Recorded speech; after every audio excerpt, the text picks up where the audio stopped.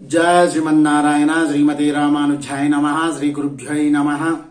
తేదీ 31/12/2024 నుండి 29/1/2025 వరకు ఇది పుష్యమాసం. ఈ పుష్యమాసం యొక్క మీ యొక్క గ్రహస్థితులు ఎలా ఉండబోతున్నాయి తీసుకుందాం. మేషరాశి వారికి అంటే మీ 12 రాశుల వారికి ఫలితాలు. అందులోని మేషరాశిని తీసుకున్నట్టయితే ఇది మొదటి వారంలో ధన నష్టము, విశేషమైన భయము, బంధుమిత్రులతో విరోధము, రోగము, విచారము, శ్రమ కలుగును. ఇది మనకు మొదటి వారం.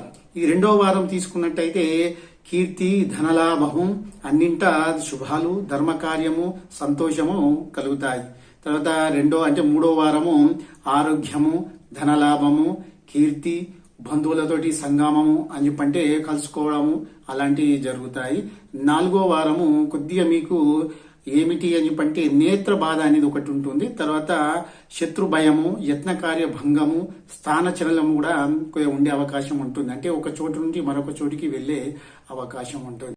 వృషభ రాశి వారికి మొదటి వారంలో తీసుకున్నట్టయితే వీరికి అని చెప్పంటే ఈ వారంలో కార్యక్రమాలు జరుగుతాయి. అంటే జయము కలుగుతుంది. మీరు ఏదైతే పని తలపెడతారో వాటి వల్ల జయం అనేది కలుగుతుంది. ధనలాభము, సుఖము, ఆరోగ్యము, నూతన వస్త్ర ప్రాప్తి కలుగుతుంది. రెండో వారంలో తీసుకున్నట్టయితే గౌరవ హాని, వృత్తిలోని చిక్కులు, మీరు చేసే పనిలో ఏదైతే ఉందో అక్కడ చిక్కులు అనేవి ఏర్పడతాయి. తర్వాత బుద్ధి చంచాల్యము, ధన నష్టము, కష్టములు కలుగుతూ ఉంటాయి. మూడో వారంలో దుఃఖము, ఆరోగ్యము, ఉద్యోగంలో చిక్కులు, పాపకార్యములు, సర్వత్రా అనుకూలత కలుగుతాయి. నాలుగో వారంలో భోజన సౌఖ్యము, పశులాభము, నూతన వస్తు ప్రాప్తి అని చెప్పంటే కొత్త వస్తువులు ఏదైతే ఉన్నో కొనుగోలు చేస్తారో వాటి యొక్క ప్రాప్తి అనేది కలుగుతుంది.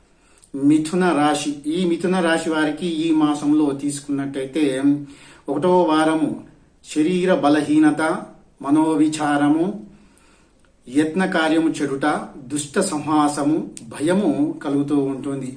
రెండో వారంలో శుభకార్యముల వలన ధన వ్యయము, పశు నష్టము, స్థానచలనములు, కష్టములు కలుగుతూ ఉంటాయి.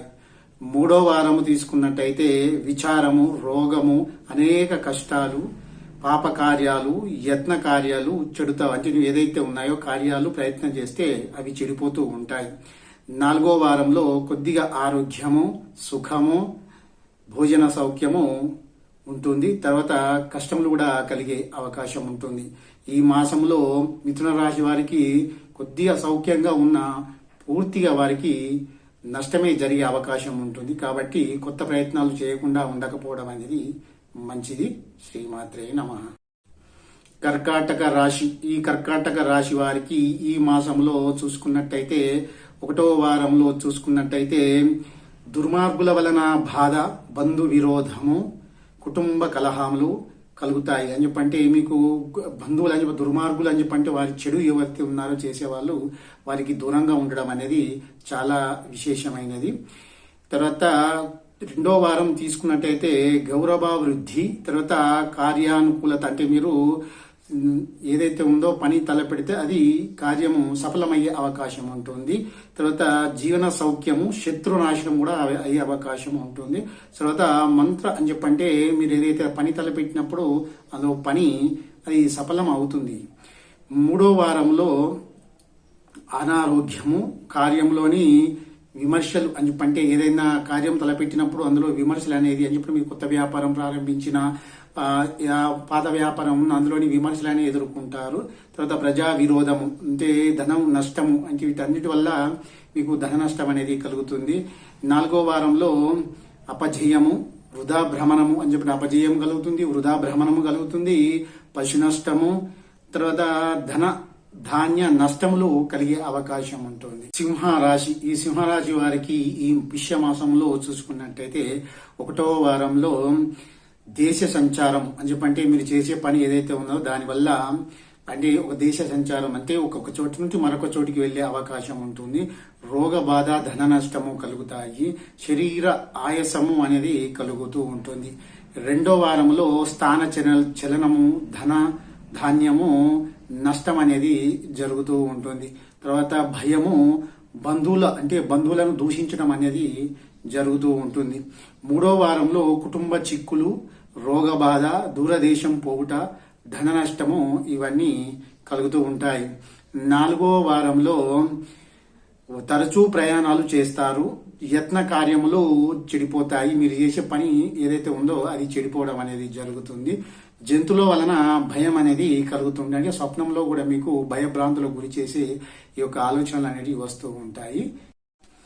కన్యా రాశి వారి ఈ కన్యా రాశి వారికి ఈ యొక్క మాసంలో మీ యొక్క గ్రహస్థితి ఎలా ఉండబోతుంది, దాని వలన మీకు ఎలా జరగబోతుంది ఇది మొదటి వారంలో మనం చూసుకుందాము.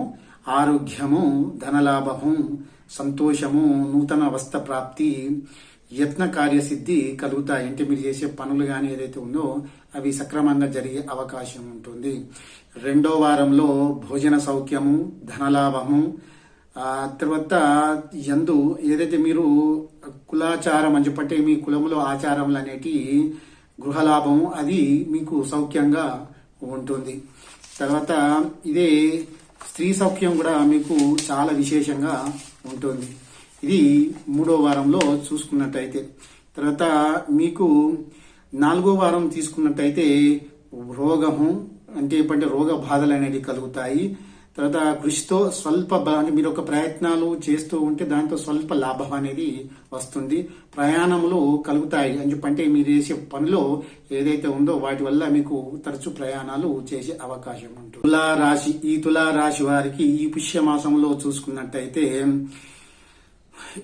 1వ వారం తీసుకుందాము. 1వ వారంలో రోగ బాధ, నిత్యము మనోవిచారము అంటే నిత్యం మీరు ఆలోచిస్తూనే ఉంటారు.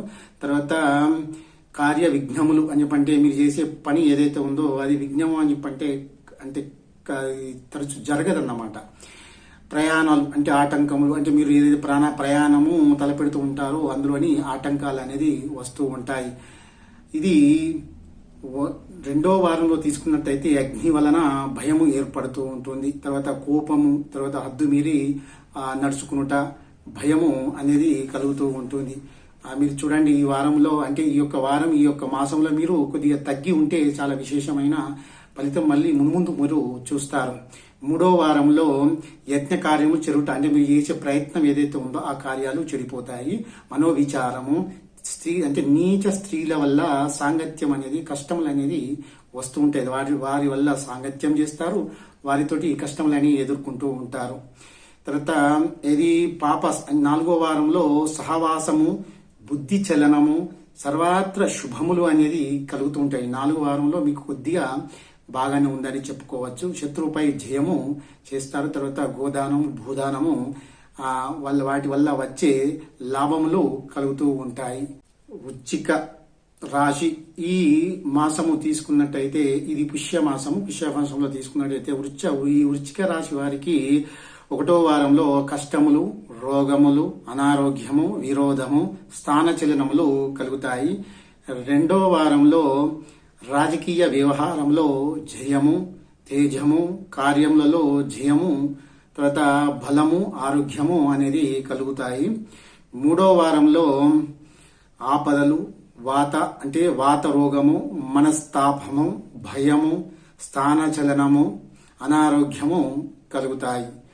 4వ వారము భోజన సౌఖ్యము లేకపోవట, సంతానములో విరోధము అని చెప్పంటే మీకు నీ సంతానం అని చెప్పంటే నీ కొడుకు గాని కుమార్తె గాని వారితో విరోధం అనేది ఏర్పడుతుంది.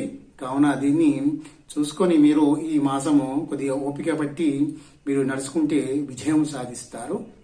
ధనస్సు రాశి వారికి పుష్యమాసంలో గ్రహస్థితి వారి యొక్క ఈ యొక్క మాసం మొత్తం ఎలా ఉండబోతుంది చూసుకున్నట్టయితే 1వ వారం తీసుకున్నట్టయితే యత్న కార్యములు చెడుట అంటే మీరు ప్రయత్నాలు చేస్తున్న కార్యాలు అన్ని చెడిపోతూ ఉంటాయి. దేశ సంచారము, ప్రయాణాలు చేస్తారు. రుణ బాధలు అని చెప్పంటే రుణ బాధలు అనేది కలుగుతుంటాయి. మీకు ఏదైతే అప్పులు చేసి ఉన్నారో వాటి వల్ల బాధ అనేది కలుగుతూ ఉంటుంది.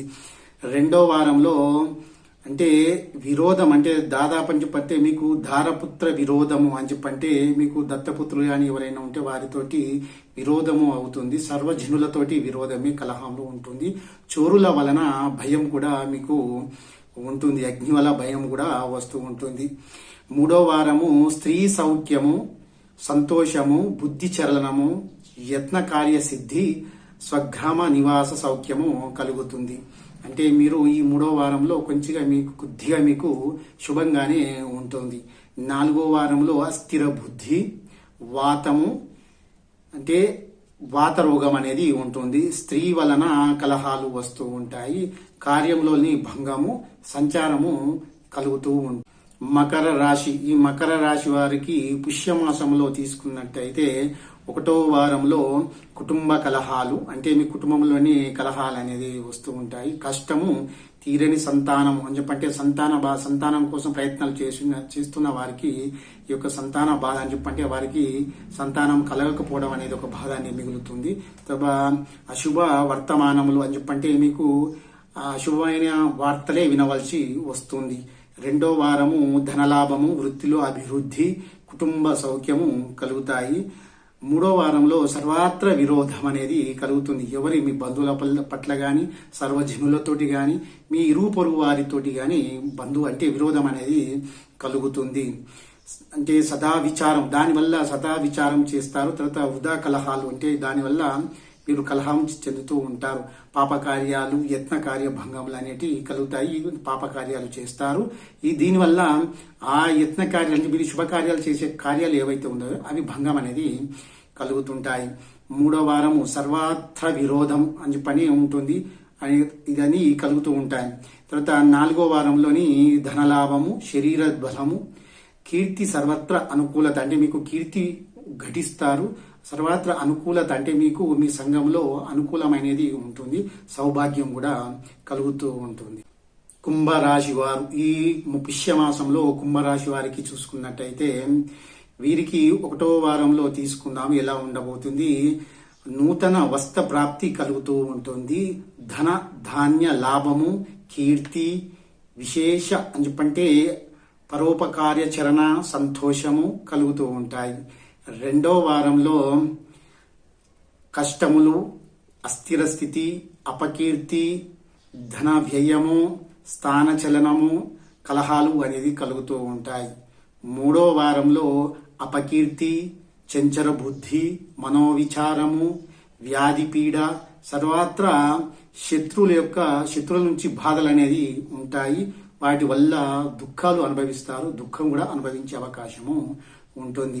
నాలుగో వారంలో ఆపదలు, గౌరవ హాని, అశాంతి, సోదరులతోటి కలహములు కలుగుతూ ఉంటాయి. కాబట్టి ఈ కుంభరాశి వారు దీని ప్రకారం నడుచుకుంటూ మీరు ఓపిక పడితే మీకు మున్ముందు లాభాలనేటి ఉంటాయి. ఈ మాసంలో అంటే ఈ పుష్య మాసంలో తీసుకున్నట్టయితే వారికి మొదటి వారంలో తీసుకుందాము. ఈ మొదటి వారంలో రోగము, అకాల భోజనము, పాపకార్యము చరణ, దుఃఖము కలుగుతాయి. రెండో వారము అశాంతి, కష్టములు, రోగము, ఉద్యోగ భంగము, కలహములు, బంధు విరోధము కలుగుతాయి.